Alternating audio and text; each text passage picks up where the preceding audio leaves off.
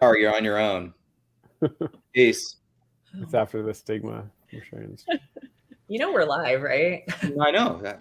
I haven't used that joke in 2 years. Okay. Well, good. Well, hello, everybody. We are super excited to be here tonight as your national and lead advocate team here to talk about all things story sharing, particularly when there is stigma around sharing your story. We get questions about this all the time and what it looks like to share our stories. And really, the goal tonight is for you to be able to come on here and ask your questions as you're advocating in all sorts of different areas that you're passionate about, seeking to share your stories, maybe in big ways, but also one-on-one with family members and friends in ways that might be challenging. So we're excited to dive in here tonight. Just going to give it a second for folks to finish popping on, and we will get started. So as we do that, just want to note that this live stream is educational and is not intended to replace therapy. For treatment-related questions, please work with your provider or contact a local clinician. You can use the IOCDF's online resource directory at iocdf.org/find help to locate a trained clinician near you. The International OCD Foundation is not a crisis hotline. If you're in crisis or if you're ever feeling suicidal or unsafe, please go to your local emergency room or call 911 or the suicide prevention hotline at 800-273-8255. And finally, we want to create as safe a space as possible. As y'all know, if you're on these live streams with us often, we want to be kind and respectful of everyone. At the end of the day, we're all here to support one another. This is really an act of advocating, even just being here in the chat as we support one another and as we talk about all things OCD. So just keep in mind as you're asking questions and as you're engaging that this is broadcast on several social media platforms and is being recorded. All right. So we are going to go ahead and dive in. And if you do not know us, we have Katie, Chris, Val, Liz, Ethan, and Tom here as your national and lead advocate team. And we will give some introductions as we move through. But I would love to just give everyone an opportunity to share a little bit about what this topic means to them, this idea of stigma around sharing your story. So I'm going to give everyone a few minutes just to kind of open up and share what it's been like to share their story. If there has been stigma points, have there been challenging points? Have there been tough points in individual interactions or with jobs or on a media level? I know that we have all faced this in some way or another. And as we get into sharing this in a personal way, feel free to go ahead and start loading up any questions that you have about this or about anything OCD in the chat. So I'm going to go ahead and turn it over first to Chris and see if you have a little bit you want to share with us about stigma and sharing your story. Yeah, first of all, I was just looking at all of us and how cool it is. I miss you guys already from the conference, but I love you all so much. I was like, yay, it's all 6 of us. Yeah, no, I think what I love about the conference, I know the conference a couple of weeks ago, but I think it's a place that I was saying in the live that we did a couple of weeks ago, like you could take off your mask and be yourself. And I think, you know, even though I work in the OCD field and advocate, there's been plenty of times when I've opened up about my mental health journey and it hasn't been as pretty. So I think on lower levels, when I returned back to school after getting treatment and I got a job on campus working, I was doing broadcast film production. And when I was coming back, I was still struggling. And I remember talking to some fellow students and like coworkers about really wanting to talk to the boss because I just felt like it would answer some of the reasons I was struggling. And everybody kind of saying like, no, don't do that. Like, it seems very weird. He might let you go. That's probably not smart. I also, when I was working at a gym, I always don't know if I can call out the gym because I was like, I don't want to get us sued, but I used to run gyms. And when I was switching my medication, I was on a different medication. It made me really, really tired. And so on my breaks, I would sleep in the car, like not like right in front of the gym. I mean, I'd pull over, you know, down the street and would sleep. And my boss caught me a couple times sleeping in the car, even though it was my break. And my psychiatrist called and explained the situation of the medication switch. That's why I was really tired, and they didn't care and they fired me. And luckily I was protected under the ADA, got my job back. And actually that manager got shipped away to a different district. But I remember, her response was just like, this is a you problem. Like, you need to figure it out, whether it's caffeine or something. And she just had no kind of sympathy. So, having those two experiences, I remember really kind of, as I started getting more and more comfortable opening up, I had those hesitations. I think for me, the biggest stigma came when I did the Dr. Drew show about BDD, and it was about romance and dating and intimacy. And at the time, my biggest BDD fixation was like the fear of losing my hair. And I remember talking on stage about it. And like when he went to questions, people were kind of like, well, can't you just look in the mirror and see you have all your hair? And they didn't really understand it. And so then I kind of left feeling like a fraud, like, great, now all these people think I'm making it up. And then I was getting like emails and stuff from people that knew me, and they're like, wait, did you just do that? Like, for attention? Like, why were you on that show about losing your hair? You have your hair. Like, it was really mixed up. So I think, on different levels, there's definitely been stigma. I also want to say it hasn't been all bad. When I did the Montel Williams show right at the gate for advocacy, I had people all over the country and world reach out and just like thank me. So I don't want to scare people, but I do think that we're not always going to get people that understand mental health, specifically OCD and related disorders. And so I think it's always kind of deciding how safe you want to be. But yeah, definitely had some bad experience, and it always kind of makes you want to crawl back into the closet and hide. And that's why I'm glad we're having this discussion. Mm-hmm. Thank you so much, Chris. And I think that's why we're all here, right? It's to kind of support each other through these experiences that can be really challenging, and to let folks know we want everyone to be able to share their stories, and we want your stories to be respected and affirmed, but we also want you to be able to do that in ways that are healthy and are right for you where you are in your journey, and also acknowledging some of the things that we do see in terms of stigma, right? So thank you, Chris, for sharing that. I know, Tom, I'm going to go ahead and jump to Tom, because I think some of those pieces might have resonated with you, and some of the sharing of your story for the first time as well. Yeah, no, for sure. I mean, obviously, I was for those of you that know, that have heard my story before, but I was in a situation when my boss, I was in a documentary about my OCD and started opening up more and more, and at the national level and more on social media, and didn't even formally disclose it to my actual boss. And the next day he's coming in, calling me the next school shooter, and calling me things like an insane asylum patient, and telling me to take my crazy pills every day. And it was just a constant belittling of myself, and for something that I can't control. And it's something that to that point, I'd worked really hard to, get back, the time that I lost from my OCD, and never let my OCD affect my job. So to attack me on something that I literally couldn't control, and that that wasn't affecting my job performance was really a slap in the face, and was definitely really hurtful. And so to this day, I've had multiple situations where I've still opened up, and sometimes there is still a stigma. And, when I was at one of the schools I was at, I can't say the name like Chris, because I'll, probably get a phone call tomorrow. But, the athletic director came to my office the next morning at 6 a.m. and said I couldn't do mental health podcasts anymore, because they didn't want, to be attached with mental health and be attached with, a coach that advocates for mental health and talks about his mental illness. So to me, that there's a lot of stigma still out there, and I think by us talking and speaking up, I think it's going to go a long way and breaking down that stigma.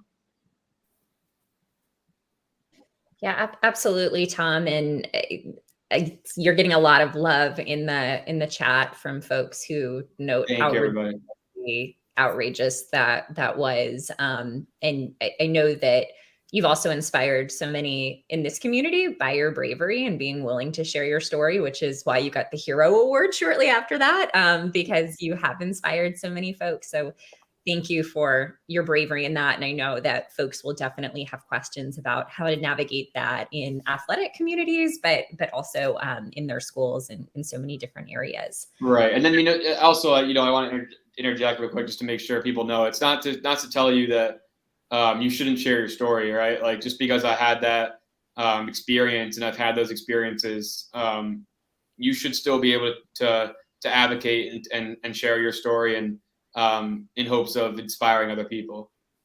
Mm-hmm. Absolutely. And you're definitely, I mean, Tom, you're such a big example of that. It's like, oh, and now you're a lead advocate and leading Right, exactly. anxiety I and didn't athletes stop. program. Right. Which is huge. Well, along those lines, I mean, there are certain communities that sometimes we experience a certain level of stigma in sharing. And Val, this is something that you've navigated as well. So I wonder for you, what it looked like to start sharing your story. Have there been particular roadblocks? Have there been things that have come up?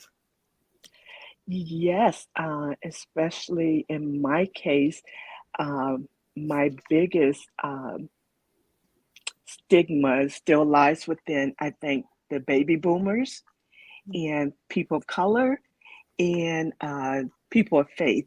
Um, those three areas are just so hard to penetrate because, especially baby boomers and um, my friends that are my age, women friends, all those sort of things. I think because culturally we have been brought up to remain silent and not share our stories, that anytime I attempt to bring it up, it's always, or 9 times out of 10, it's perceived as being a negative. Like, what you talking about that for? Or suck it up, or uh, it's all in your head, all of that stigma. And I think it's just simply from the era that we grew up in. And for so many of them, they're still stuck there, not able to or not willing to be more open to change and research and science and all of that. And then as far as my Christian friends or people of faith, I think they're still, as I say, worried about us out resourcing Jesus, or not coming to the church first. All of those things uh, add on to the stigma. And bottom line for me, I think partly because this generation still does not see it as as a medical diagnosis. I get that all the time. And that's my biggest pet peeve, that, is not in our heads. We just can't think it away, or, pull up ourselves by our bootstraps, all of kind of that negative stuff. So that's been my biggest challenge, and remains my biggest challenge, I think, when it comes to stigma. Like you said, even simply bringing it up becomes a negative. But that's how we grow. Thanks, Val. And I think, again, you're getting a lot of love in the chat of folks recognizing that sometimes faith communities, while I'm a minister, I would love for all faith communities to be super welcoming in terms of talking about mental health. That is not always the case. But I think that's, again, another, just like we've heard with Chris and Tom and now Val, there's so many opportunities for us to continue to advocate and share our stories to give space for those conversations. So I always have to give a plug if you're interested in doing this around faith. We have a faith and OCD special interest group, and lots of things going on with that I'm sure we can get Skylar to put up for y'all if you would like to plug in with advocacy in that area. So I'd love to jump over to Ethan, and I really wanted to close out our intro with you and with Liz, because y'all have both been sharing your stories for a long time. So Ethan, I wonder what this has looked like for you and what the stigma has looked like around sharing your story. And I just, in knowing you really well, which I do, obviously, I know that your story also, the way that you tell your story has changed over time. So I wonder if you could speak to that a little bit too. Yeah, great question. So it's interesting because I think that that folks like Chris and Liz and Tom are considerably braver than I. I mean, I'm not going to make anything up that hasn't happened. I've really had a fairly easy trajectory in terms of advocacy and running into experiences that were offensive or upsetting or concerning, and that's true. Some of that might have been my mindset from when I sort of entered advocacy. I kind of entered advocacy coming out of being extremely sick and having found a place of wellness, and it was pretty extreme. So from those periods of time, and I kind of came out of that going, all right, well, I don't want anybody to go through that. So who do I have to tell about my story? And I really didn't care about the ramifications. I was just so pissed that I had lost 30 years of my life to something that was treatable, and frustrated by that fact, frustrated that I was diagnosed 17 years earlier and still didn't get the right treatment. And, I was in the entertainment profession. I still am, but I was at the time I was acting. And so I was like, well, can't mess that up. Everyone in this industry is messed up anyway. So, I had very little to lose in terms of like coming out and, telling my story. But in all honesty, it's just kind of where I was, which was, I think if we look at Tom and Chris, and like Tom was in school and college, and like, those are really delicate years, so to speak, where, not only you're impressionable, but you're learning and figuring things out and discovering who you are. And, so for me, I just think it was probably about timing, and I just really didn't care, which is strange because I care about what everyone thinks, but I just didn't care about what anyone thought about my OCD. And I remember doing an interview like in 2014 for a magazine, and I wanted to talk about that I had been hospitalized in a psychiatric hospital. And I remember my father saying, don't say that. Which don't, you can say anything you want, but don't talk about that, because if you do, it'll come back to bite you and all the, and I was like, yeah, but if I don't, who's going to? And that's genuinely how I felt. I can give you little moments here and there where, it's been awkward when I was dating in LA and people would Google me. It was like, my advocacy would come up, and, it would be some awful soundbite, like the worst possible soundbite in a speech. It's like, and that's when I went to the psychiatric hospital and got tied down. And they're like, so the second phone call was kind of awkward when they would find that out, Well, and also you were on Dexter at that point too, as like a serial killer. So well, I always make the joke that the serial rapist pulled better among women that I was dating than the mentally ill OCD guy. They were like, cool, you were a serial rapist on Dexter. And then the minute I had a mental illness, I was like, okay, I'll call you later. So now we know where that stands. But, in all honesty, like people like Tom and Liz, I don't want to tell Liz a story, but got involved in advocacy at a very early age and kind of thrust in the spotlight, whether she was ready to or not. And, and Chris similarly. So, I just really feel like I've been really blessed in my journey. I would say the majority of the times that I speak about OCD, whether in public or on an airplane, has worked out really, really well. And people find commonality and tend to open up when you share that you have a mental health struggle. So my journey has been really, really positive in pretty much all aspects. But it's important, which is why I give Tom and the rest of the gang so much credit. I feel like I've had it easy in terms of advocacy and just what I've had to deal with. But people like Liz paved the way for me. And so I just give credit to everyone else. But I will add quickly, cut me off, Katie, because I wasn't paying attention to time, and I'm delirious. No, we're great, and we'll dive into this. Is pretty informal, and I know that we'll all talk over each other and jump in as we have things to say. So go ahead, you're fine. I just what I will say though is and we can tell me if we're going to talk about this later, Katie, but I can talk about advocating like in the media and potentially how the media may misconstrue your story or look for ways to exploit your story. Chris touched on it a little bit, but there were many times where, my story got completely dramatized and exploited in ways that I never said, and kind of had to combat that and explain to producers why that was hurtful to the community and why should they, they needed to stick with just what I said and so forth. So, there's those stories too, but overall, my experience has been really positive with coming out.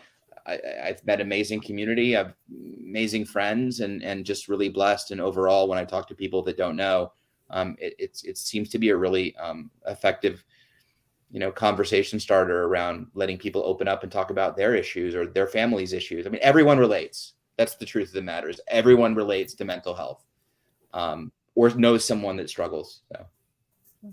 Yeah, thanks, Ethan. And no, we'll definitely get back to that, because I think that's a whole topic in and of itself for us to really chat about where this comes up in the media and how to navigate some of that. But thank you again. You're also getting lots of love in the chat. And I know you spoke to what? More love. Go ahead. Go ahead. More love. Okay. So I know you also spoke to Liz, really kind of being one of the first advocates that we all look to. And Liz, I mean, oh my goodness, I've had respect for you as an advocate forever. And you were really one of the first advocates and did it at such a young age. So I would love to hear from you too, what that's looked like, what Stigma has looked like around that, but also for you, how has that changed? And even since you've become a clinician, how has sharing your story shifted and changed?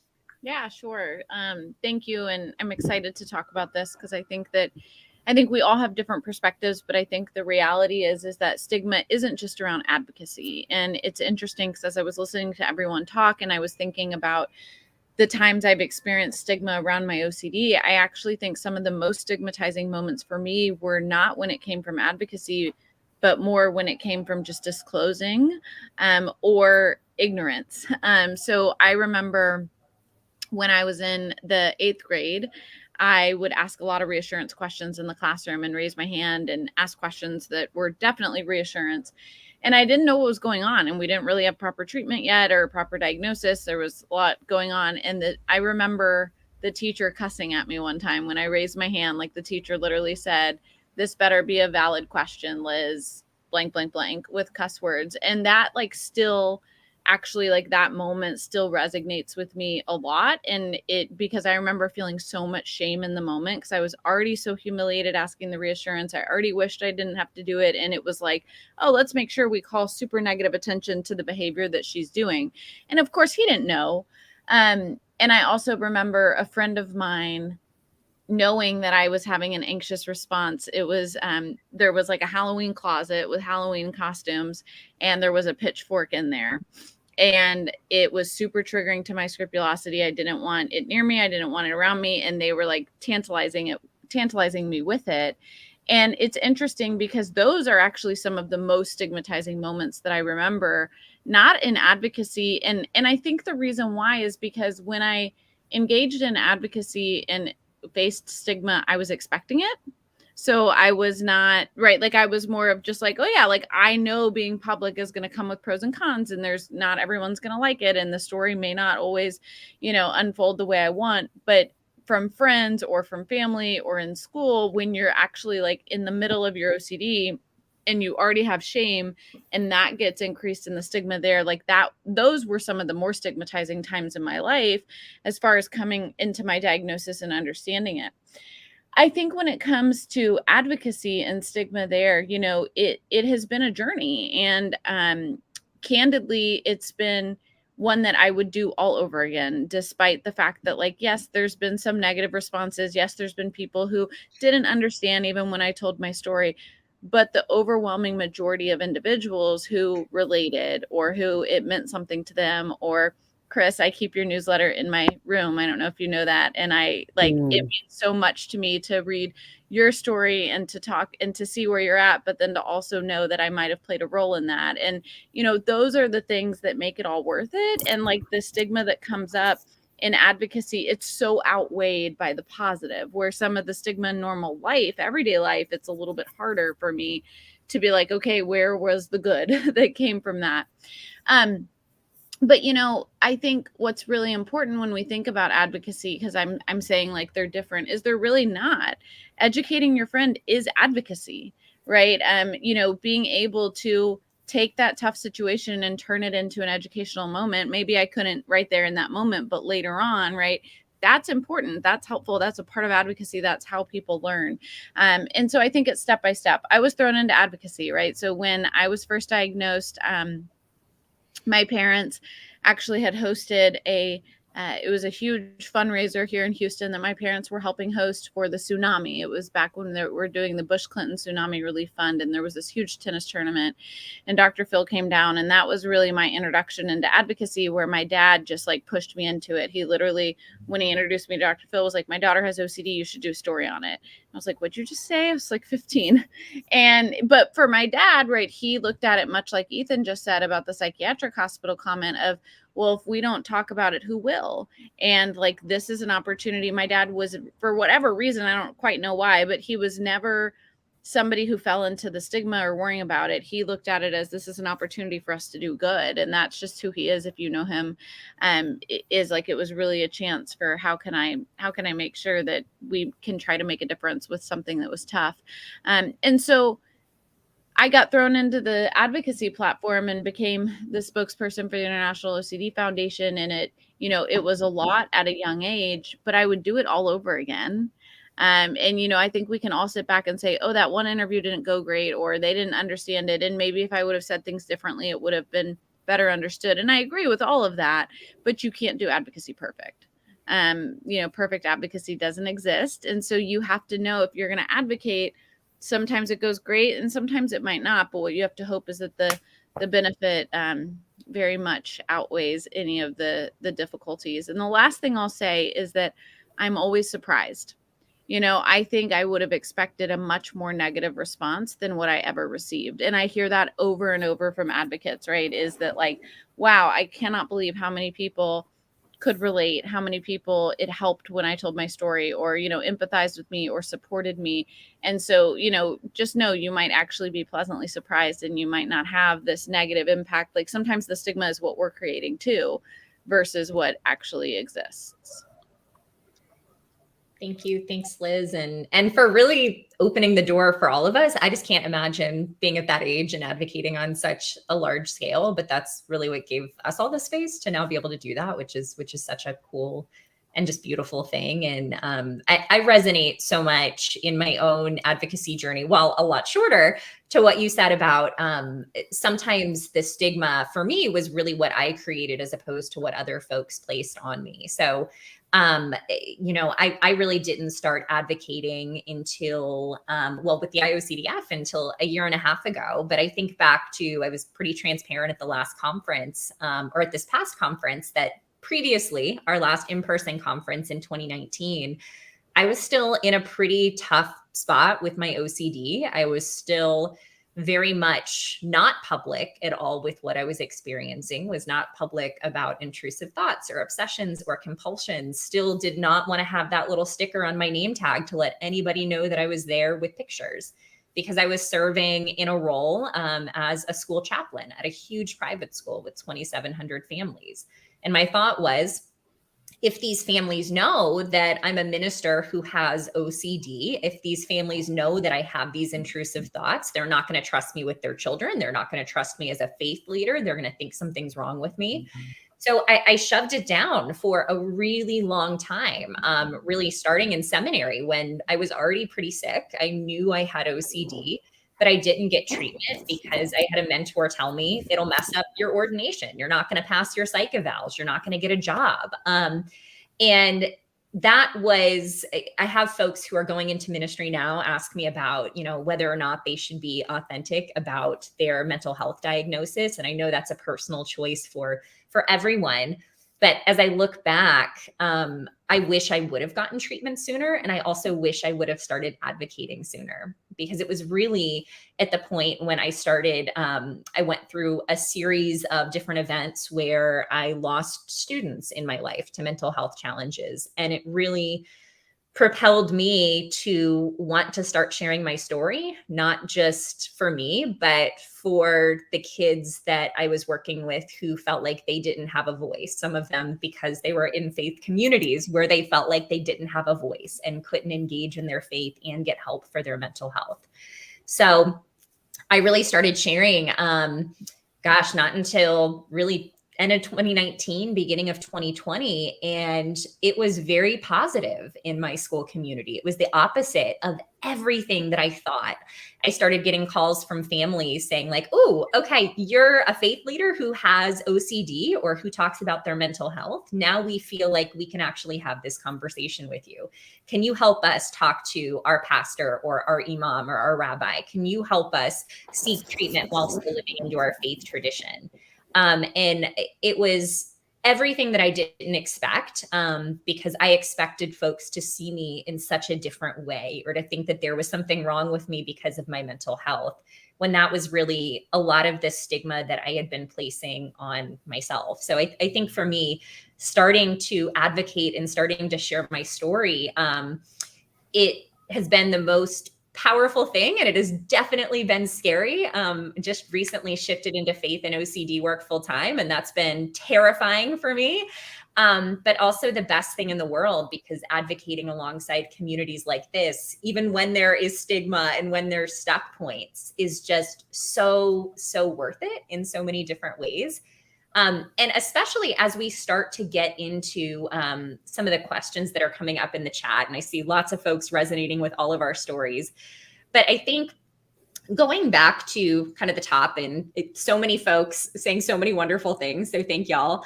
But I really wanted to start us with questions with Summer at 706, who said, I was name called the other day. It hurt, which I'm sorry about that, Summer. And it says, then a friend made light of my OCD. And I wonder for this group, and just throwing it out to the wider group, how you have navigated when someone makes light of your OCD, either when they're just talking about OCD in general. I know Liz with the idea of OCD not being an adjective, or someone sharing their story and then having someone say, oh, I'm so OCD too. I wonder how this group has navigated. And I know we all like to talk, so I'll throw it out to the group and kind of see who wants to jump in first on this one. And if that doesn't work, I'll call in someone specific. Well, I had a similar experience, Summer, just a few days ago, and I was talking, I won't name the person, but we were having a conversation, and during that conversation, it led to, I wish you would put as much energy into everything else that you do with your OCD advocacy. And the person went on to say something similar to, you're worshiping OCD and forgetting about everybody else. And it kind of hurt me myself too, because first, that's not what I'm doing. And it's like, here we go again for the 1,000th time, talking about what OCD is and what it isn't, and how it's such a part of not who you are, but it's the reality. You have OCD, and you're going to go up and down with things. And I kind of did as best I could with asking and understanding, and I kind of felt myself like being accused of wearing my OCD on my sleeve like a badge of honor, that sort of thing, whereas the complete opposite. But I kind of had to look at the broader picture and to say, 5 years ago, I wouldn't have known myself, and that's why I think, going back to the stigma, I think that's why so much of the stigma went over my head before my pre-diagnosis, because I didn't know myself. And so I try to keep that in mind when I run across negativity, to use that as an opportunity to try to further the case of what OCD really is. But it hurts. It's hurtful. Mm-hmm. But on the other hand, on the positive part of that, being that this was a person within my church body, it wasn't in the church itself. It wasn't in my church itself when the incident happened, but it was someone from the church body.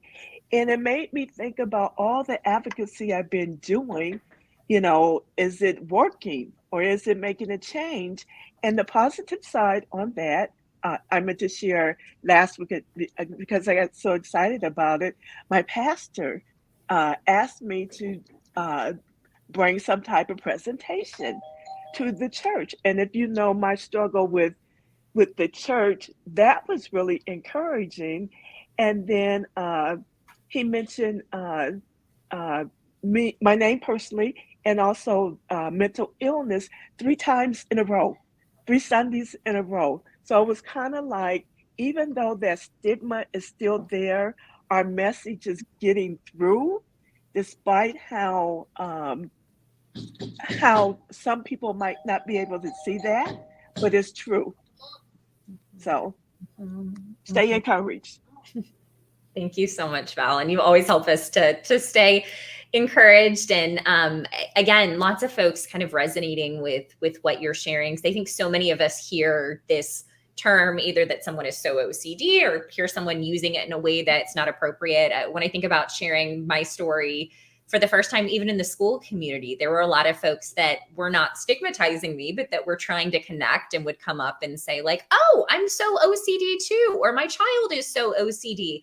Can you help them? Because they do X, Y, and Z. They love to organize things. And I think for me, there are, of course, those moments where I have to bite my tongue and go like, oh, seriously, again, do I have to have this conversation? But a lot of those moments are also really great opportunities for education and to say, well, actually, OCD kind of ruined a lot of my life, and it's taken away the lives of a lot of people that I love and care about. So that's really harmful for me to hear. But let me tell you a little bit about it. And for the most part, I've had positive responses from folks that I've approached with that. So I wonder, other folks in this group, how have you approached folks misunderstanding OCD as a part of your advocacy? Go ahead, Good Chris. point, Chris. What I was going to say was, No, go ahead, Chris. Chris. No, what I was going to say is, when we were talking about it, there's like 3 incidences that really stood out. When I was on medication and a doctor, you tell doctors like what medications you're on and for why. And I remember telling my doctor, like, it was a new doctor when I moved, and he was asking like what medications I was on. And, I was telling him it was for OCD. And, he kind of made a comment of like, oh, if people took medication for OCD, then everybody would be on medication because everybody has OCD. So like just kind of like that validating experience. The other time when it gets invalidated a lot is when I tell people what I do. I tell people I'm a therapist, and they're like, oh, do you work with like couples, et cetera? And I say I primarily work with obsessive compulsive disorder and body dysmorphic disorder. And when I explain, usually they know OCD, they usually want me to tell them a little bit more about BDD. But when I tell them about OCD, they're like, oh, I didn't know people like went and got help for that. I didn't know like there was like people needed therapy for that. But the biggest one is I just always hear it around. It's you'll be anywhere, and I think my ears are perked up to it. So it's like somebody lining it up and is like, oh, I'm OCD about my desk. And I pick and choose my battles. I mean, I think if I confronted every single person that made kind of flippant comments about OCD, I'd be exhausted. It'd be a new job to just like follow people around. But I will say, like, I think what's the most difficult is it just makes you feel invalidated, and it makes your experience invalidating. And for all of us on this call, because I know everybody's story, we've all been in some really, really dark places. There's been times where all of us probably didn't think we were going to make it through. I picture some of our lowest moments as a team, and I think like all of us, if we're in our lowest moment now together, we'd look at each other and just be like, oh my God, like they're really, really struggling. And so not that I ever want to invalidate other people's experiences, but I always think about people going through really bad physical ailments and how much kind of understanding and respect that they get. And it's not that I want people to pity us as a community. It's like, I just want people to really, truly understand, like, we're struggling and we're fighting and we're really trying to get back to where we were before the disorder hit hard. And it doesn't help when somebody says that they like to organize their closet and try to validate what we're going through. So I think that's the biggest thing, is like, it's just a 24-hour. And so that's why I love advocates. And you said something important, Liz and Katie. It's like, I don't think advocacy always needs to be on a big platform. I think it can be your neighbors, your friends, your family members, etc. And last thing I'll say, because I know we have so many people, is what's really helped me is talking one-to-one on family members when they're like, oh, you didn't come to my wedding 10 years ago. Why? And just telling them, like, I had obsessive compulsive disorder. It took me hours just to leave my house. hours to get places. And by the time I got there, something triggered me and I went home. Not, I felt like my life was in danger at all times. So sometimes those one-on-one conversations really shift the narrative. Mm-hmm. Thank you. Thanks, Chris. And yeah, I mean, it makes a difference. All of these areas of advocacy make a difference on every level. And I know Ethan always shares this with his community conversations, but even everybody here tonight, just sharing a little bit about your story in the chat and watching y'all going back and forth, like you're advocating right now, and that's making a big difference. And we're glad you're here. I saw Grace further down too, along with this conversation, say that OCPD and OCD are not the same thing. And I know this is something that we try to get across often. For anyone besides Ethan and I who are watching this season of 90 Day Fiance, you are very frustrated by the way that, yeah, thank you, Val, every time. So anybody who knows what I'm talking about, it's like OCPD, not OCD. So along that line, and I'll pull some more questions, but Liz or Chris, do you mind explaining the difference between OCD and OCPD as a part of this conversation? Also, I don't watch 90 Day Fiance, to be clear. Even let me watch an episode without him. I don't know what she's talking about. Go ahead, Liz or Chris. Yeah, we're happy to. So, I mean, really, I want you to think about the function of the behaviors and what they do or what they serve. So with OCD, it's unwanted intrusive thoughts. Those are the obsessions and repetitive behaviors that we do in order to alleviate the distress or to help get rid of that thought. That's the compulsion. And we do not find pleasure in the compulsion. We do it because we feel like we have to. It's really important to note that individuals with OCD, we don't like our compulsions. We don't like our rituals. And in fact, we do anything to get rid of them.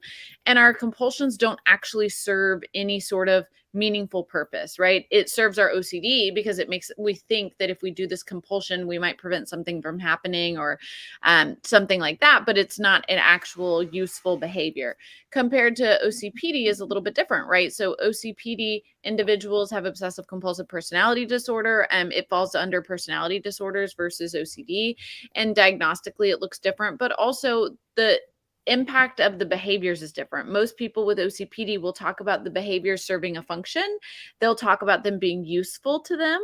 And they will also say things like they enjoy them. They might enjoy the outcome. Sometimes they might not enjoy the fact that they feel like they have to do it. And there's a lot of rigidity around like, I need things a certain way, but they will often say things like, I like the outcome. I like my clothes lined up a certain way. I like the way it looks. So if y'all follow me on Instagram, I don't know my handle, but I think it's Dr. Liz OCD.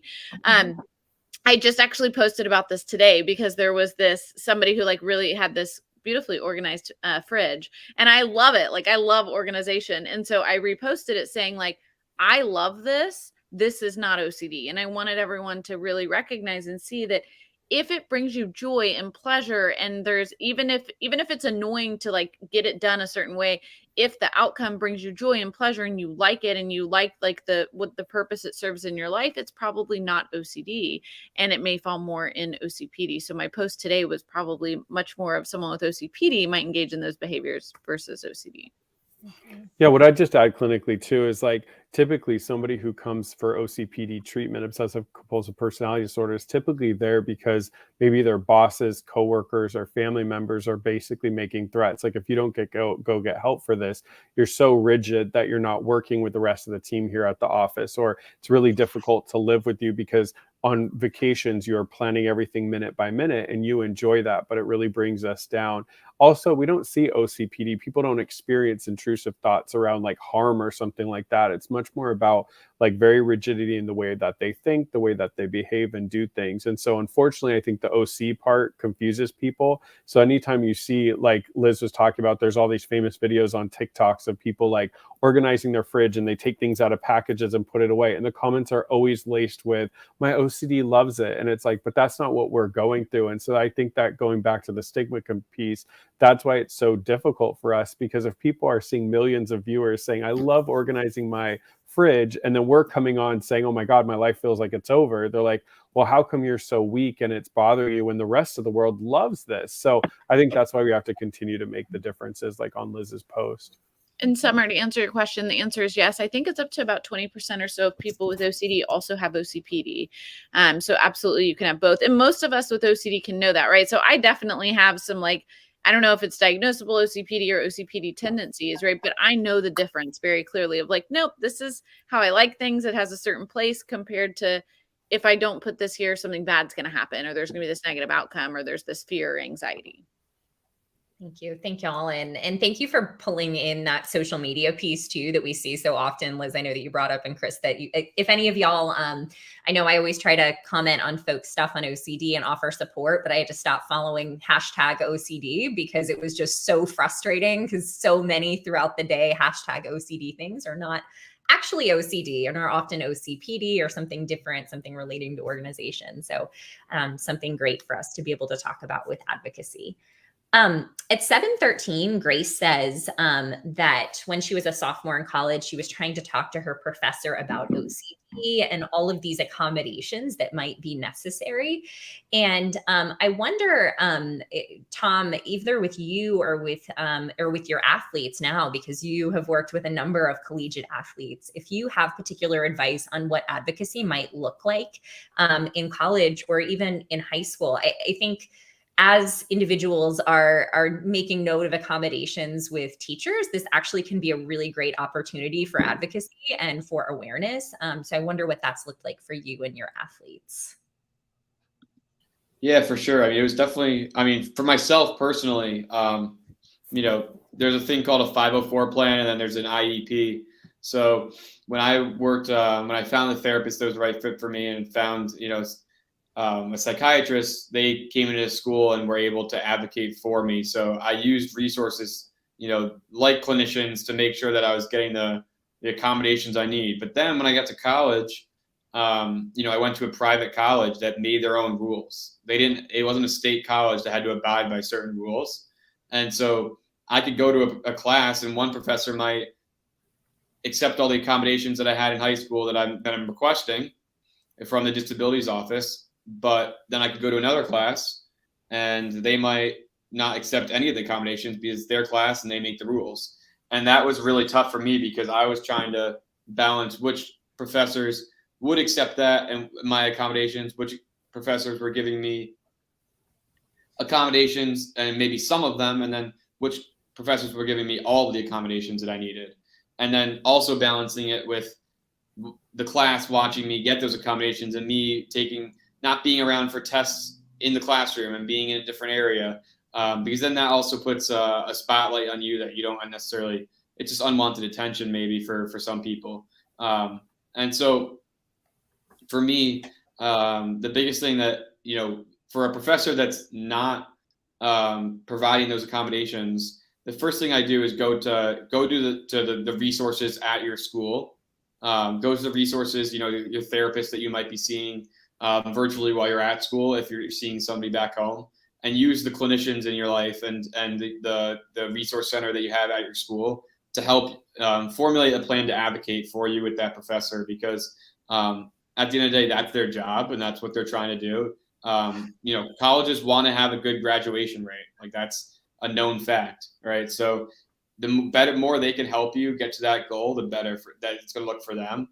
So use those resources. That's the biggest thing, is find the people that around your campus that are actually going to help you get to that point. And then if you do want to have a discussion with a professor, plan it out before you go in. Practice it with a clinician. Practice it with your therapist before you start just going in. Because I know what I did when I first started trying to advocate for myself is I'm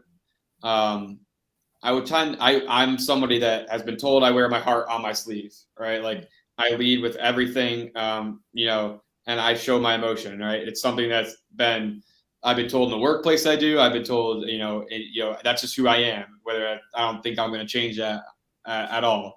But, you know, I think in certain circumstances, planning out your conversations and being methodical with how you advocate for yourself when it comes to that sort of thing is really important, because when those emotions do get mixed in, then that's when people label you like, oh, he's just, you know, that's when my boss labeled me, he didn't take his meds today, he's crazy, you know, like, so showing them that you have your life in order and that you need these things because it's going to help you do efficient work and that you deserve these accommodations proves to them that, okay, he really needs these accommodations. And it's, you know, trying to talk to them in a way that they see you as an adult. Hey, this offers no insight into this question, but it is maybe entertaining. I had a memory that I hadn't thought of in a while. I'm wondering if Val's sitting here thinking the same thing. I'm worried. It's fine. I wonder if Val's sitting here thinking the same thing, in the sense it's like, accommodations, those would have been nice in school. When I was in school back in the olden days, I remember being it popped in my head as Tom was talking. I remember being in 3rd grade, and I had just started this private school in Houston, a very small private school that was, in retrospect, for kids that were smart but had emotional, issues. And so we didn't really know what was going on, but, we knew us creative or whatever. And I remember was in class and I was terrified that my mom was going to die. For some reason, I kept pacing around the room. And I remember the teacher grabbed my shirt like this and was like, "You need to come with me." And she locked me inside the copy room. Back then they called it a ditto room because it made dittos, copies.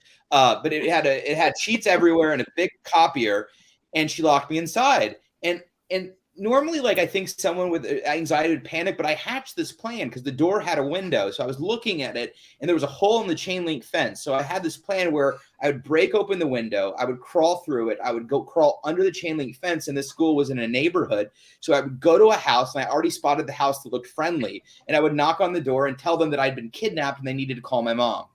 And I feel like I was like 60% ready to hatch this plan before they came and got me. Like, I was in there maybe 5 minutes to help me calm down, which incidentally is not a good way to help you calm down. It's to lock your child in a room. But anyway, I don't know why this popped up, but I just started thinking about accommodations, and then that memory came up. And so we've come a long way. We're not there yet, but hopefully. But Val, I thought of you because we're probably. Why? Because I'm old. No. Yeah, we're old. That's the accommodation. I want to say, from a clinical perspective, really quick, about accommodations. The one piece I want to push us when we think about accommodations at school or in the workplace is, I want us to make sure the accommodations are still pushing us to face OCD, and that they don't create an enabling environment, right? So we really want accommodations to be done with the goal or assumption that they're going to be removed. So when you talk about accommodations at work, when you talk about accommodations at school, employers and people are so much more receptive to it if they think it's a short-term strategy to help be able to make, not just increase your productivity, but to be able to help you, compared to if they start hearing you say, I need this forever. I need to always be able to be late to work. I need this accommodation. I need that accommodation. And what I would actually push from a treatment perspective is, I don't recommend that. I don't want anybody to have accommodations that would actually just allow OCD and anxiety to have free reign forever, right? We want them to be useful, and we want them to be strategic and short-term. Yeah, I'm so glad you brought that up, Liz. And coming out of, so I just shifted out of a school chaplaincy role where I was on faculty with teenagers for the last. Locking your kids in the ditto room? I did not do. That's what I was going to say. That just does not happen. So don't. Even this also was. You also snuck out of summer camp because of anxiety too, and ran away, right? That was on me. Like, I decided to. So just saying. No, that was on me. I mean, like, nobody locked me anywhere. Go ahead. Anyway, but the accommodations piece, I'll say from a faculty perspective, I love so much when students come and actually share their accommodations with me and share, this is why I have this particular accommodation. This is what this looks like. And it's really helpful. I always know kind of the OCD and anxiety pieces, but there are others that I don't know quite as well. And it's always really helpful as an educator because I get to learn from the students. And I think that's really powerful, showing what folks with OCD might be able to do and showing that to other educators. But from the OCD piece, Liz, I'm so glad you brought that up, because as an educator, and it's not my job in the school system to say that, but I'll have folks with OCD who bring accommodations for the whole year that will just be giving into their particular compulsions. And it's also something that's not helpful. So I love that conversation of acknowledging that an accommodation is to help you get to a point that you aren't necessarily using that accommodation anymore, but being able to support you as you're navigating treatment or navigating your hierarchy. So we're going to get into some taboo type questions, but I just want to, Audrey, first at 718. Ethan, I just wanted to throw this to you really quick. I'm just entering advocacy and I'm a little afraid of telling my story. Just any quick tips for starting to tell your story for the first time? Yeah, I mean, it's a very personal experience, and start small and start with what you're passionate about, and start with individuals that you're potentially close to that may not know your story, friends, family members, things like that. I think Katie brought up a great point, which is everyone who's commenting is advocating. You're all sharing with one another.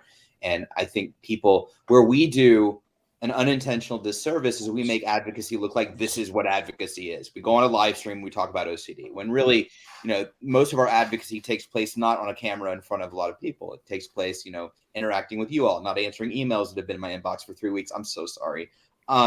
It's been really busy, but I will answer. So I think, ultimately, think about what you want to say. B, what are you passionate about talking about from your own journey? And then C, who are those people that you'd want to talk to or talk about? I will also say that, social media has a lot of pros and a lot of cons, but a lot of individuals find that it's a really creative place for them to advocate as well. I know lots of advocates that, stay, why am I blanking on the word? What's the word where you don't say who you are? Anonymous. Thank you. Anonymity. I can Yes. never say that word. Yeah, Anonymity. they stay anonymous and they have an account and it's a title and they're able to advocate that way. And I know many people that started that way and have later, divulged who they are. But just start small. Start what you're passionate about, and try to find people that feel relatively safe. I wouldn't try to go for just comfort, because it will never feel completely comfortable. But I think once you get started, you'll get a sense of, what makes sense to you and how you are as an advocate and the journey that you want to go. But at the end of the day, advocacy is you sharing your story with one other person. That's what it is. And to this day, some of the most meaningful advocacy I've been involved with has been just that, me sharing my story or them sharing with me. Thank you, Ethan. Val, any thoughts on this too? I know that you're somebody a lot of folks look up to in terms of advocacy. What are some tips just on starting to share your story? Well, I kind of agree with Ethan, to start where you're comfortable, start small. I know for me, people know my story about how I was mad at not seeing a lot of people of color, and I went out and bought all the, I didn't tell the complete story. I went out and bought all the dollar store teal nail polish, and That's why I wore it couldn't on my find any, nails, and then Val. Oh, and then I passed it out. Some of it to strangers, some of it to friends. It was hard. I remember being in line at Home Goods, and it was May, I think. It had something to do with OCD was going on that week, and I was afraid to approach this young girl because, one, I'm saying to myself, she's not going to want to wear this dollar store polish, even though I had packaged it really nice. But then she ended up being one of the most friendliest people, and she actually asked me for a couple of bottles, to hand out on her own. So something small can turn into something large. And when I say large, it does not necessarily mean 100 people. It can mean 2 more people. We never know what those 2 people are going to do down the line. And so I just say start small, stay comfortable, don't try to push yourself. Don't think that you have to have all the answers. But once again, to advocate simply means to agree. So, that's all we need to kind of be able to move forward. Thank you. Thanks so much, Val. And I see so many, with this question, so many folks in the chat talking about advocating in big ways and small ways, and how this is, everything is a big way. You just sharing your story with one person is a big deal, and it's changing a life. It's making sure that someone is maybe able to get treatment that didn't even know they had OCD, and that makes a huge difference. Yeah, because last year I think I gave out like 40 bottles. Compared to when I started, it was probably 10, so. That's awesome. I love that, Val. So we're going to dive into kind of some taboo topic and questions, because I know this is something that comes up with Stigma around talking about OCD, particularly around maybe talking about intrusive thoughts or worrying that, well, what if someone misunderstands? What if someone doesn't recognize that this is ego dystonic? What if someone thinks that I want to act on this? All of these big questions that come up that I think we struggle with. So to get us rolling on this topic, at 731, we have Eric who said, "Hi all, great topic. Thanks for sharing your stories. How do you tell your story when it has elements that are difficult to discuss, like sexual thoughts, etc.?" And Chris, I'm going to throw this to you, and if you want to pull in, some of conversations around POCD that have happened earlier this year as well. Some of y'all might be aware there was recently a video that was posted with education on POCD that was really taken in a way that was negative, in a way that wasn't accurate, and that was really harmful for a lot of folks. And I think sometimes there's this fear around, well, what if I share about these taboo topics that really aren't a part of my values, but what if someone misunderstands? So Chris, I'll throw that to you.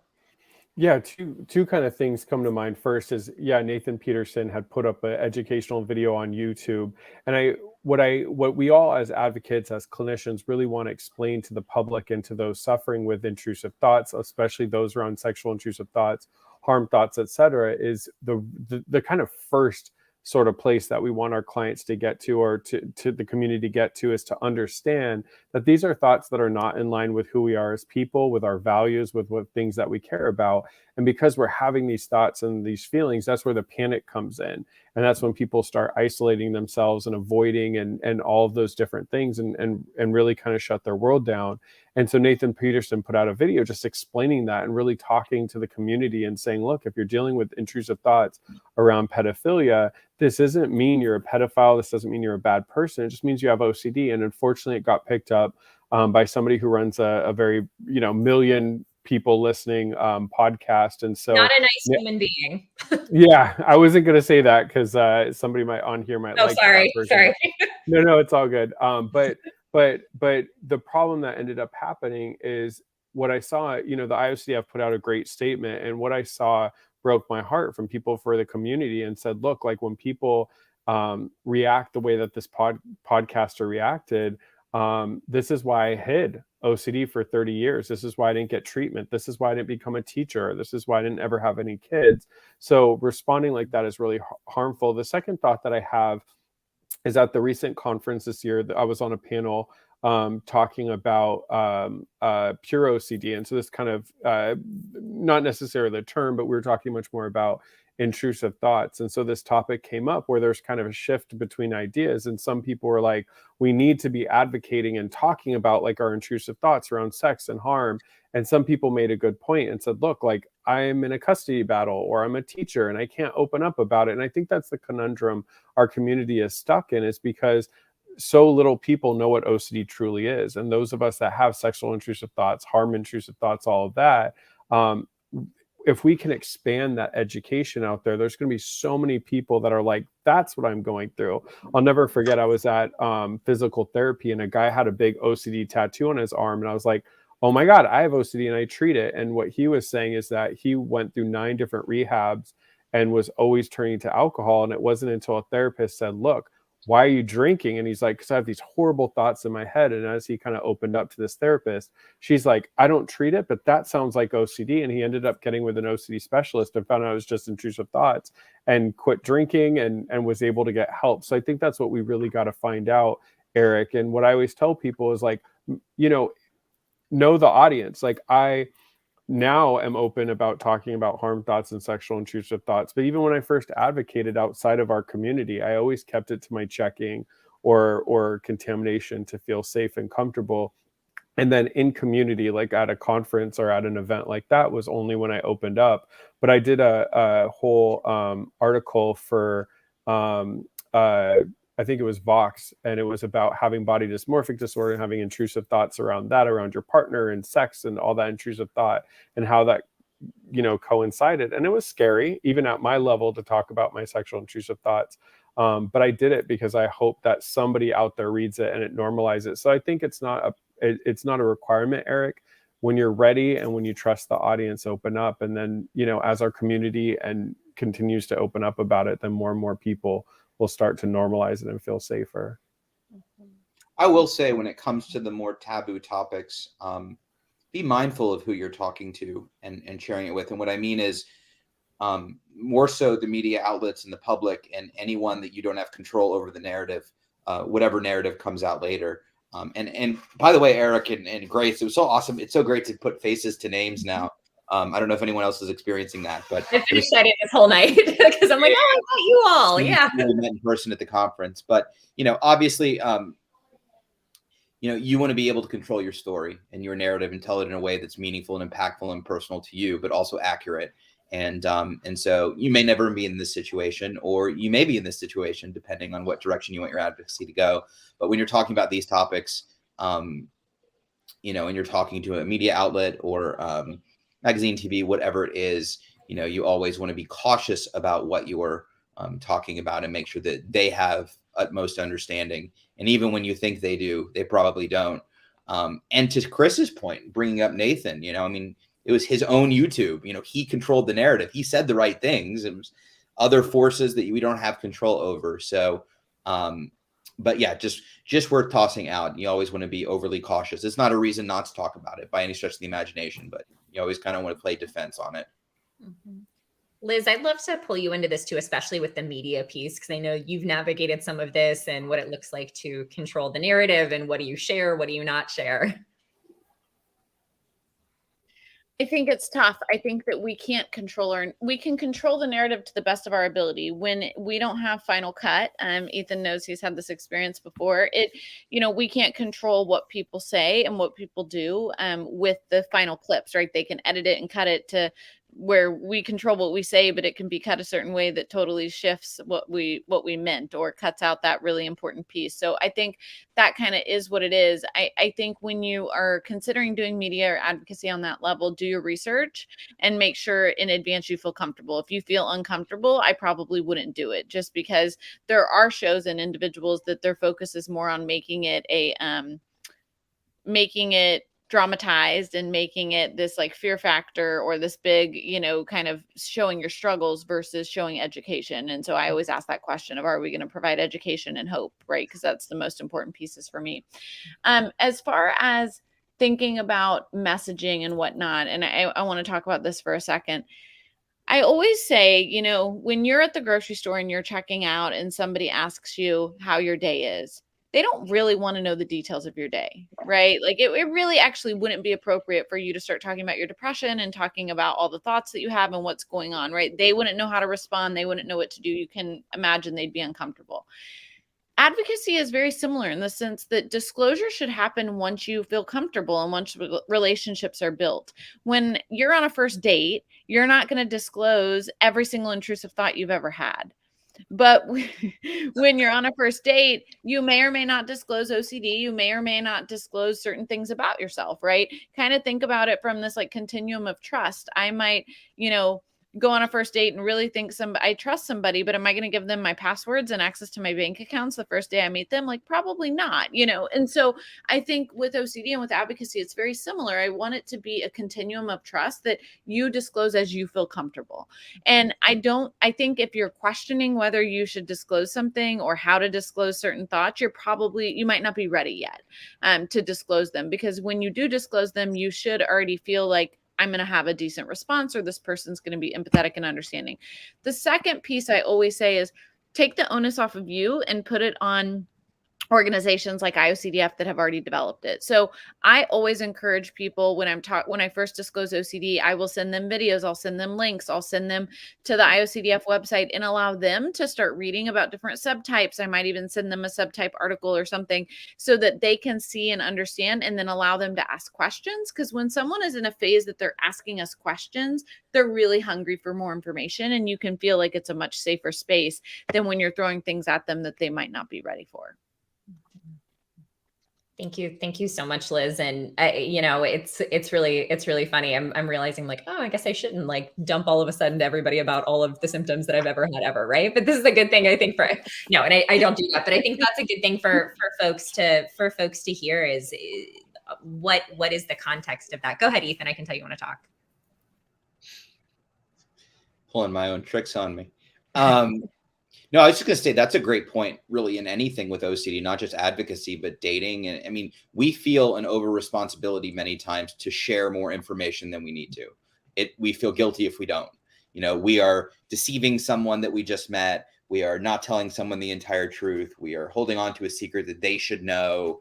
and most times than not, that is not the fact, right? That is our own insecurity and OCD playing on itself to make us believe that, oh, we should confess to individuals. They can't be our friend unless they know. We can't date them unless they know.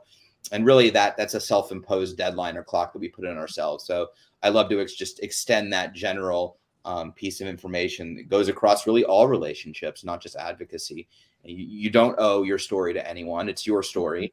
And you don't owe anyone, you're responsible to anyone to share what you don't want to share, especially, in the beginning when you first meet someone or anyone else. So just things to keep in mind. And I love that you pulled that back into sometimes a symptom of our OCD. I know for me, I really struggled with being overly honest, right? And feeling like I had to tell someone everything or I was somehow lying to them. And, would find myself in situations where I was telling like my cat sitter about my intrusive thoughts, which probably isn't necessarily helpful for them. Why she stopped cat sitting? No, this was before you. This was long. This is like this was before treatment. But quit already. I didn't know. No, we have a great cat sitter now. But it's like, that's not it has to be for those right reasons and as a part of the right conversation too, not as a part of you confessing and feeling like you have to share every aspect for that reason. I want to pull in because I think this is a really great question, which I've now lost. Okay, Kelly at 7:35 says, I'm considering applying to be involved in IOCDF advocacy more formally after 20 years since diagnosis and bringing audiences in US, Canada, India, etc. But I don't know if I'm recovered enough or if wanting to do so is coming from an OCD place. Plus, if it'll take too much time when I'm already dealing with executive dysfunction. Thoughts? So I wonder just more generally, what does it look like in terms of advocacy, in terms of sharing your story, these tough parts of our stories? Do you have to be at a certain place of wellness from OCD? Can you still struggle while you're advocating? What does this look like? And I'll throw this out to the whole group. I think, I think one thing we all stress is, advocacy comes in all shapes and sizes and forms. And really it's up to you what you're willing to share. There's no requirement and there's no, minimum that you need to share or that you need to do to be an advocate. And I think that's really important to remember is every little bit of advocacy is going to make a difference. And, your space is your space and whatever you're willing to give to advocacy is what you're allowed to give. And you really dictate, what your advocacy looks like. Thank you, Tom. Other thoughts on this? I think this is a big one that we get a lot. It's going to be hard for us to not share our thoughts, so I apologize. But I think it's a both sides. So I think that there is no such thing as being recovered enough. We're all in recovery, and recovery ebbs and flows. And I think that one of the things we hear and we saw at the conference when we asked is that when we're vulnerable, when we're honest, it's actually some of the most impactful advocacy because it allows individuals to relate. It doesn't, we're not sitting up here as people who are cured and no longer ever struggle. Like that's might not be isn't our reality, and we shouldn't pitch that. At the same time, Ethan could talk a lot about this when we did a lot of talks. It's one of the things Ethan and I did this road trip once where we were doing a lot of talks at once and afterwards we would debrief. And the thing we kept saying is we wanted to make sure we were still sending a message of hope and of healing being possible. And so I think that it's really important that it is so beneficial and useful to tell your story, to talk about your struggle, but it's also really critical that you are providing good resources and you're still sharing a message of hope and healing, not, oh, I'm struggling and this is what you have to expect as the constant kind of outcome for having OCD. Instead, it's, hey, I'm struggling and here's what I'm dealing with and here's how I'm going to face it. And here's, and being able to still provide hope and help. Mm-hmm. Mm-hmm. Yeah, one thing that we always talk about is it's important to hear from advocates and from individuals on all different levels of their journey. I mean, somebody I do believe that people should be at a place enough, like Liz just said, where they've had some success and they understand treatment, because obviously if you just go on and dump about how hard OCD is and stuff, people are going to walk away feeling pretty hopeless. But, all of us are at different places on our journey. And I know for me, like my OCD may be more managed, but BDD sometimes, or depression really kicks my butt. And I'm really struggling with those disorders, or, you know, really having perfectionism over something. And so I do believe that opening up about and being authentic is so important. If people are only hearing like, we're doing great and nobody ever struggles, then people feel like there's something wrong with them. So I would say when you go to advocate, if you feel like you can share your story, it's not going to be harmful to you, you have a message to tell, and it's important to hear. But I think that's the biggest thing that people struggle with being an advocate, is they think they have to be quote unquote like in recovery, almost cured, and then I can advocate. But once again, people want to hear from all different levels of your journey. So sometimes people want to hear from an advocate who just started medication and they're beginning components of being on it, or somebody advocating that they just got out of a residential and are transferring to an IOP step down. That's stuff that people want to hear that maybe none of us in this group can talk about because we're past that. So somebody might want to get some more raw experiences, where I know like Ethan and I are both passionate, really talking about like after treatment's done and you're doing better, like what does life look like then? I like talking about just how still I get very angry that so much of my life has been taken by this disorder, and I get mad at times and I find myself with grief and loss. And so those are, somebody else with OCD might have moved on past that and living their best life, and I'm still angry. So people want to hear authenticity at all different stops on the journey. And just to echo on what Liz said, you know, like, I mean, my advocacy has changed dramatically over the last 10 years, from sharing my story in great detail to barely going into my story, to advocating from a place of wellness, to, you know, tracking my journeys of ups and downs and everything in between. And I stay very candid and real and vulnerable on the community conversations live stream, with just what I've gone through in the last week, whether it be good or bad.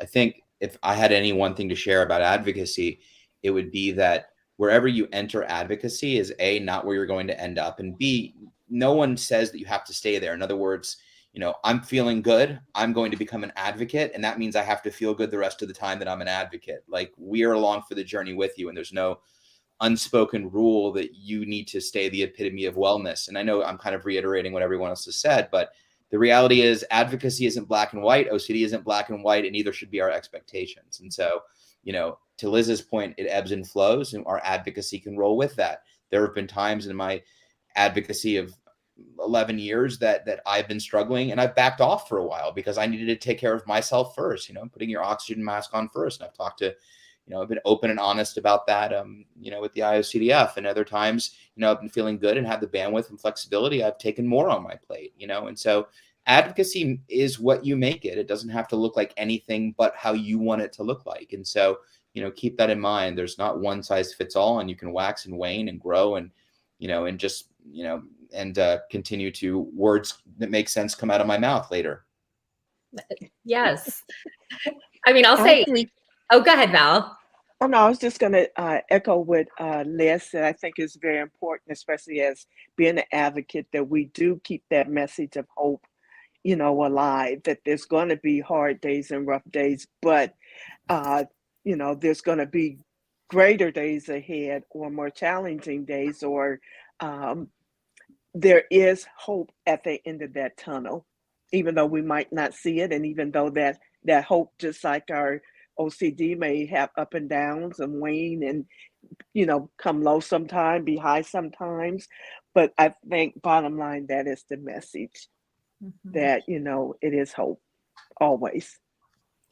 Yeah, thanks, Val. And I think, you know, for me, Ethan and Liz, actually watching y'all and starting to advocate, I've really been inspired by that hope component. And I think there are points that it would be so easy to, of course, we want to share our story and we want to be authentic and we want to let folks know that it is okay to struggle and it is okay to seek treatment.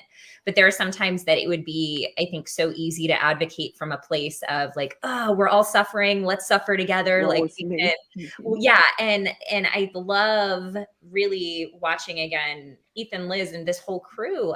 I've really learned, you know, we can advocate from a place of hope. We can find commonality in that suffering that we've experienced, but also offer this reality that there is hope through treatment and that you can get better and that it doesn't have to be hey, let's suffer as a community forever. It's like, no, let's be together in this moment, but also let's get better and let's reclaim our lives together. And that's such a beautiful thing. Go ahead, Chris. I can tell you have something to add too. Well, I was just saying, it's Kelly makes a good point and Liz makes a good point, and I think that's always the balance of advocacy is like we don't want people to come out here and always give that fake kind of toxic positivity of like everything's great, just do this, you can get better, and putting out kind of like only their highlight reel.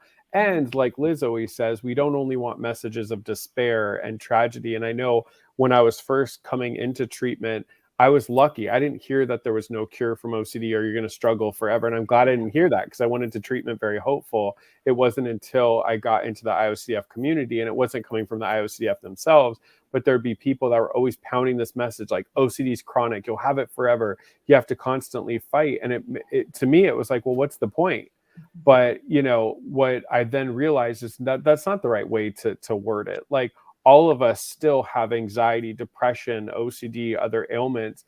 We've just really learned how to manage it. We may have a bad day or, few days. It's no longer a bad year like when we were really struggling. So I think that's what's so important is to keep crafting that message is like, how do we let people know, like, yes, it's going to be hard sometimes and it's not always going to be easy. And that's why we have a community in treatment. And there is hope. It's not doom and gloom. We're not, Liz just had a second child. You two are engaged. Like Val has so many grandkids. I'm jealous. Like Tom is buff. Like, everybody can live this like amazing life. And it doesn't only mean that, like we all don't sit around at home anymore. I mean, for me, like when my OCD was at its worst, I was housebound. Like I only talk to my therapist and my walls. And so we can have this great enriched life with bumps along the way. So I think it's blending that message of making it very authentic and real. Without too much doom and gloom, without too much fake. I hate that like fake, like, all the people that are always like, I always want to tell people like your fake quote is not going to cure OCD. Stop, just stop. It's like quotes can be awesome and all that stuff. But I think there's some people out there that it's just that kind of like fakeness. And I think we need to find that authentic message that people connect with. Mm-hmm.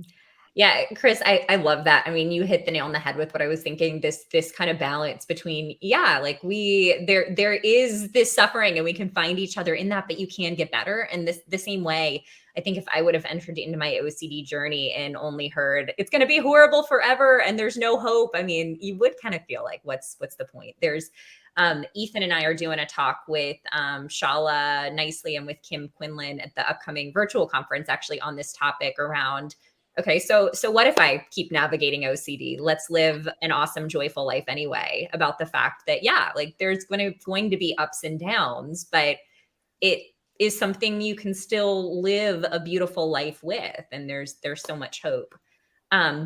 I just lost the question, but Chris, what you just said reminded me of a question now that I have lost, about the fact that sometimes there is negative messaging even within the OCD community. So we've talked a lot tonight about navigating messaging outside of the community when someone doesn't know what OCD is or what POCD or what OCPD is or even what POCD is, all of these different dynamics. But someone said when there are, and again, I've since lost it, but when they're in the private chat.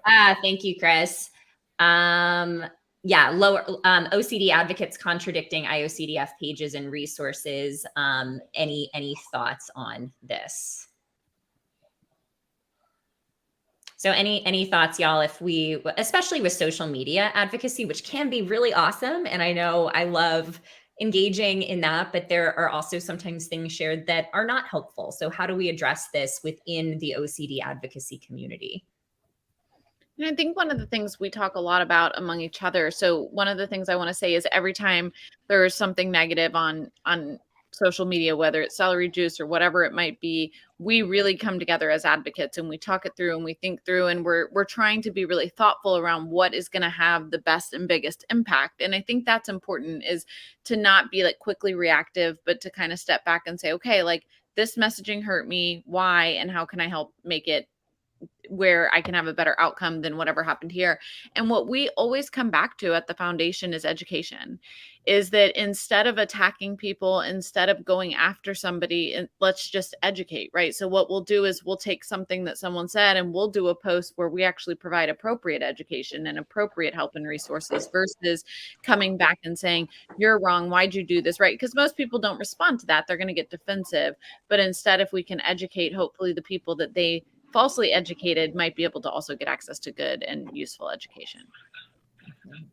Absolutely. I also think bringing it, what I was saying to the person that asked the original question, is bringing it to our, attention. I know that ISDF takes messaging seriously, and if there's the ISDF goes through a really good vetting process for advocates just to make sure that everybody's on brand. I know Liz and Ethan have both done like a really, really good presentation to onboard new advocates. We also have Liz Lindley, who just got hired to work with advocates. And so what's really, really good is we're really trying to make sure the right people are front facing so that the messaging is positive, hopeful, realistic, with evidence-based information. But sometimes people slip through the cracks, or they're promoting something that doesn't really help or work. And I know that there's been people all the time that have created their own kind of like coaching programs that aren't, trained in any way, and kind of pushing messaging that doesn't help. Or, people will come out and be like, ERP was torturous and I hated it and it was so bad. And that's not good messaging. So if we know about it at the IOCF, we could do something about it. I think what I try to do in my personal life is if somebody's putting a message out there that I don't agree with, especially if it's somebody I know, I contact them one-on-one and be like, whoa, like, the entire community does well in this direction. You're kind of pushing this thing. Like, what was it? And typically it's somebody who had a bad experience with a therapist, or they misunderstood something. So I agree with what Liz said. Like, our first initial is to attack because our community is already so downplayed and attacked as it is. But a lot of times, if they're logical and somebody that is willing to listen, if we connect with them one-on-one, we can kind of help understand where they're coming from and offer them educational resources so they can shift their message. Mm-hmm. Thank you so much, Chris. I want to give everyone final thoughts, but I did want to pull up, I'm looking at, there's some great conversations in, oops, there's some sound. Okay, there's some great conversations in the chat going on around even what advocacy looks like, and around this idea of getting better, but also not this toxic positivity that we sometimes see. So I really appreciate everyone chiming in on that. And Eric in particular at 820, I love what Eric said. People can be so focused on whether there's a cure that they don't understand how powerful treatment and progress can be. It's something you're always working on, but that isn't a bad thing. And I think this is kind of that gray area that we were talking about, that, we can acknowledge.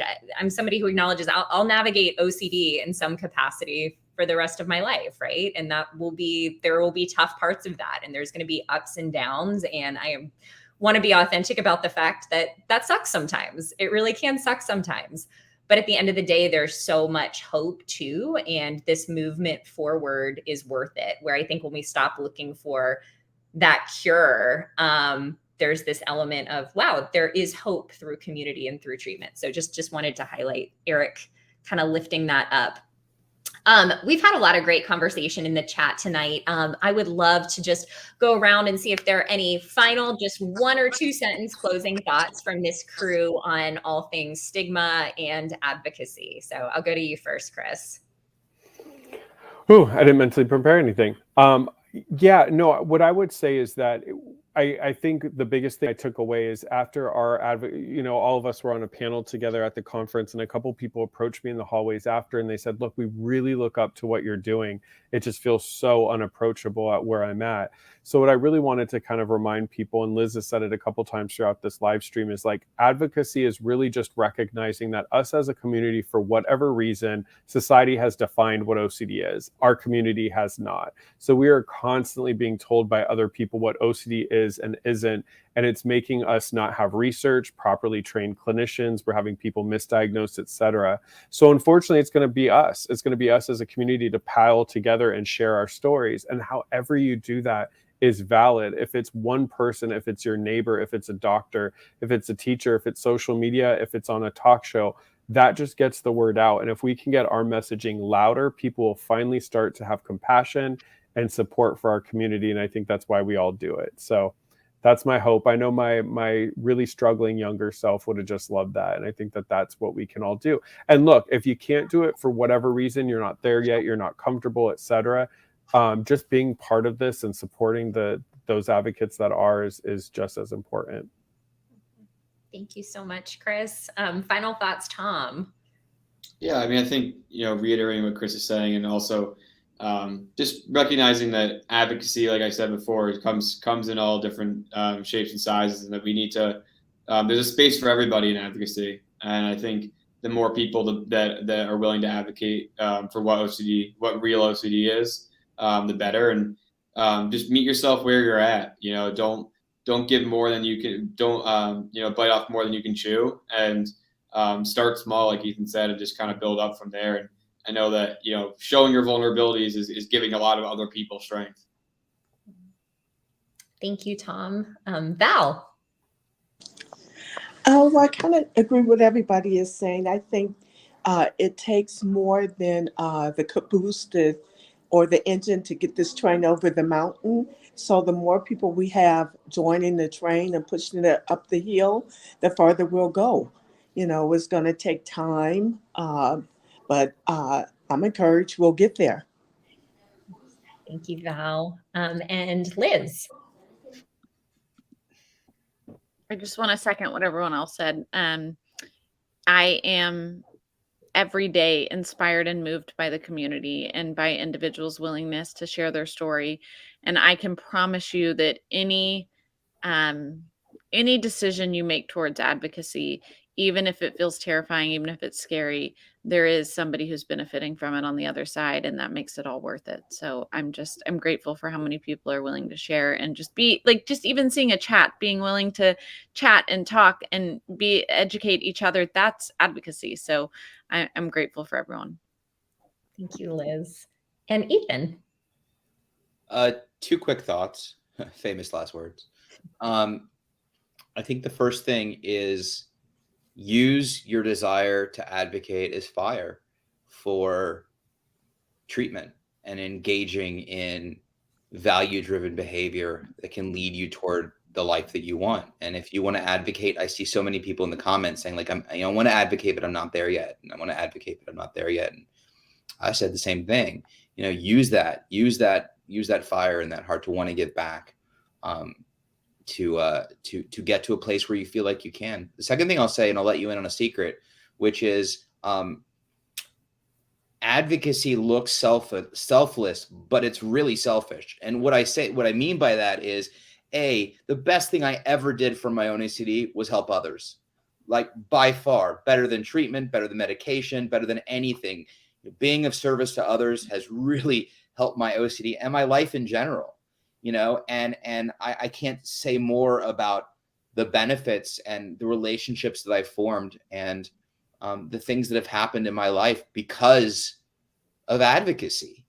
And so, I think we're all lying if we're saying like, no, it's not about us. It's not about us. But I will tell you that there are amazing things that happen when you advocate. So don't come at it from like, I'm going to reap this tenfold. Don't start doing that because I don't think it works that way. There's something about karma and I don't know. There's a lot of details in it. But the bottom line is beautiful things can come from advocacy. So use your desire to advocate as a fire to reach whatever wellness you dream of reaching, and know that advocacy is such a beautiful way to not only give back to others, but give back to yourself as well.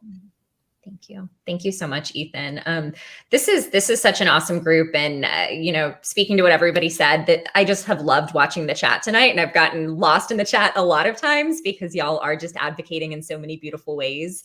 And Ethan took in some ways the closing thoughts that I was going to share, which are just that advocacy for me, as somebody who is still fairly new in the advocacy area, is the best thing that I've been able to do for my own OCD and my own recovery journey. And, just to be transparent, the last 2 weeks have been stickier weeks for me, right? And we talked about that. Things will not always be perfect. And there have definitely been some, wait, were you laughing at me? You should share. I was thinking you should share your story from the conference with the question that you asked me in bed. Yes, I might have asked Ethan at the conference, will I still be pretty if my eyes fall out?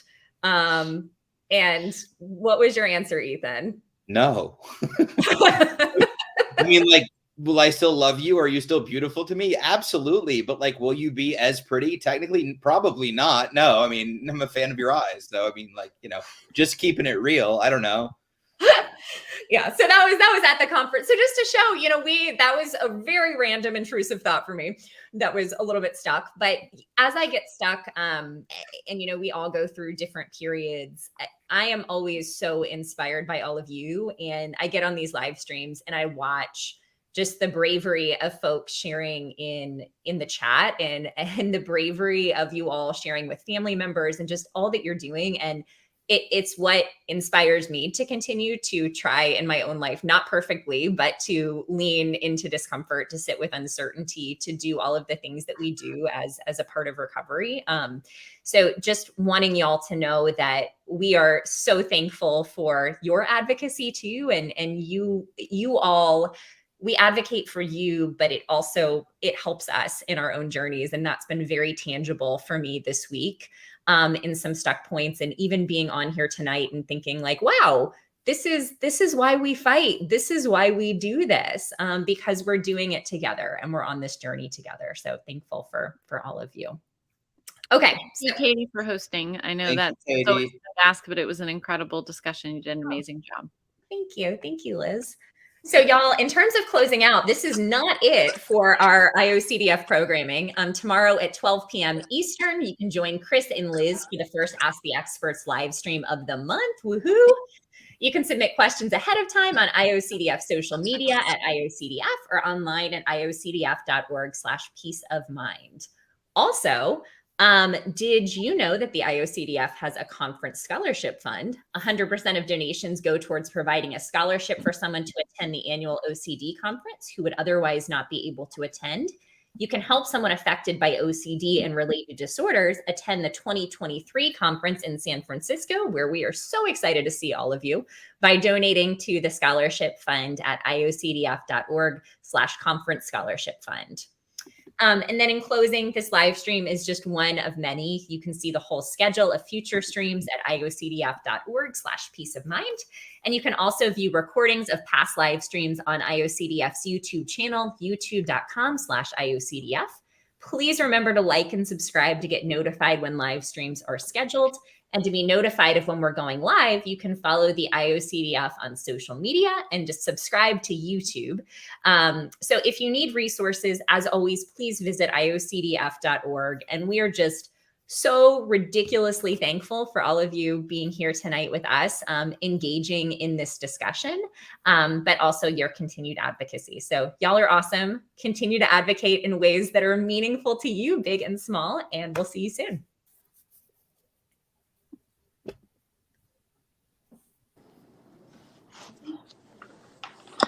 Jojo, I'm gonna beat you.